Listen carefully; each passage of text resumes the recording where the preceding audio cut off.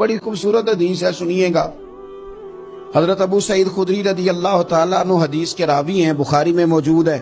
ارشاد فرماتے ہیں کہ ہم ایک سفر پہ تھے، واپس آ رہے تھے، ایک جگہ رات کو قیام کیا، سونا تھا، بستی تھی۔ بستی کے لوگوں نے نہ کھانا پوچھا نہ پانی پوچھا، کوئی ضیافت نہیں کی۔ آدھی رات کا وقت آیا تو ایک بندہ دوڑا دوڑا آیا، کہنے لگا ہمارے سردار کو بچھو نے کاٹ لیا ہے، تم میں سے کوئی بندہ دم درود کر لیتا ہے؟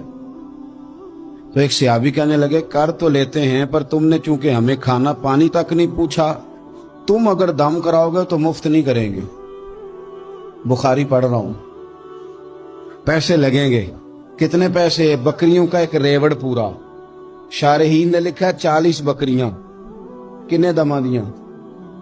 او بھائی اس سے کوئی بندہ جواز نہ لے کہ پیسے لینے جائز ہیں، اس سے جواز نہ حاصل کرے۔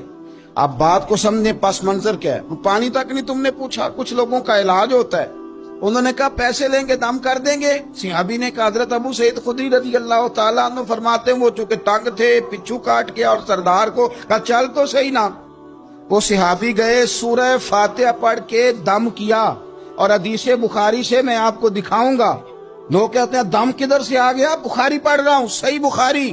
شفا تو اللہ نے دینی ہے نا، رب کریم نے شفا دے دی۔ بکریاں لے لیں، آ گئے جہاں آرام کر رہے تھے اس جگہ۔ صحابہ میں اختلاف ہو گیا، کچھ کہنے لگے بکریاں لینی چاہیے تھی، کچھ کہنے لگے نہیں لینی چاہیے تھی۔ حضرت ابو سعید خدری رضی اللہ تعالیٰ عنہ فرماتے ہیں پھر ہم نے فیصلہ کیا چپ کر کے سو جاؤ، صبح حضور کی بارگاہ میں جائیں گے۔